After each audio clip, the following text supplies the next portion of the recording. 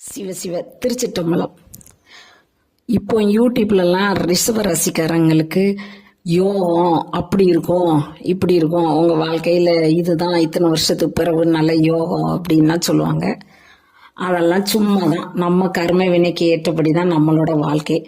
நம்ம என்றைக்குமே குடும்பத்தில் ஒரு சுமை தாங்கியாக தான் வாழ்ந்துக்கிட்டு இருக்க போகிறோம். இதனால் எதுவும் அப்படி அவங்க சொல்கிறபடி எதுவும் ஒரு மாற்றம்லாம் ஒன்றும் நடக்க போகிறது இல்லைங்கிறத நம்ம மனசில் தெளிவாக ஏற்றுக்கிட்டு இறைவனை தான் வழிபடணும். இறைவனை வழிபட்டு வாழ்ந்தோம்னா நம்ம முன்னேற்றம் அப்படி நல்லா இருக்கும். குடும்பத்து எல்லாமே நம்மளை நல்லவங்களாக இருக்கிறதுனால நம்மளை காலத்தில் போட்டு மிதித்து தான் எடுப்பாங்க. நம்ம அது அவங்களுக்காக நம்ம உழைச்சி அவங்க நல்லா இருக்கட்டும்ன்ட்டு நம்ம சுயத்தையே விட்டுட்டு தான் நம்ம வாழ்ந்துக்கிட்டு இருக்கோம். இதுதான் உண்மை. எதா இருந்தாலும் எல்லாம் இறைவன் சித்தப்படி தான் நடக்கு, இதை தாண்டி நமக்கு எதுவுமே கிடையாது அப்படின்னு சொல்லி நம்மளை சுயமாக இருக்கணும் அப்படின்னு நினச்சி வாழ கற்றுக்கங்க. இப்படி வாழ கற்றுக்கிட்டு இருக்கிறவங்களால மட்டும்தான் ரிஷப ராசிக்காரங்க முன்னேற முடியும். பிறருக்காக வாழ்கிறோன்னு சொல்லிட்டு நம்மளை நாமளே ஒரு உரைகள் மாதிரி ஆக்கிக்கக்கூடாது. நமக்குன்னு ஒரு வாழ்க்கை இருக்குது, நமக்குன்னு ஒரு இயற்கை குணம் இருக்கும், அந்த மாதிரி இருக்கணும். குடும்பத்துக்காக உழைச்சி ஓட தேயாதீங்க, அளவோடு இருங்க. உங்களை நீங்களும் கவனிச்சிக்க தெரிஞ்சுக்கணும்.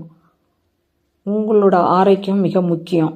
நீங்கள் நல்லா இருந்தால் தான் குழந்தைங்கள நல்லா வளர்க்க முடியும். நமக்கு வாழ்க்கைங்கிறது ரிஷபராசிக்காரங்களுக்கு அநேகமாக நல்லா இருக்காது. நமக்கு யாரோட அன்பும் கிடைக்காது. நம்ம தான் எல்லாருக்கிட்டையும் அன்பு செலுத்தணும். நம்ம இறை பக்திக்கு வந்துடணும். யாருக்கிட்ட இருந்தும் நம்ம அன்பெல்லாம் எதிர்பார்க்கக்கூடாது. இப்படி எதிர்பார்த்தோம்னா ஏமாந்து தான் ரிஷபராசிக்காரங்க நிற்கணும். அதனால் ரிஷப ராசிக்காரங்க எப்போவுமே மாடு மாதிரி உழைக்கிறதுக்காகவே படைக்கப்பட்டவங்க மாதிரி தான் வாழ்க்கை அமையும். அதனால் அந்த யூடியூபரில் எல்லா ஜோசியக்காரங்களும் சொல்கிற மாதிரி ரொம்ப ஒன்றும் பெருசாக மாற்றங்கள்லாம் அமைஞ்சிடாது.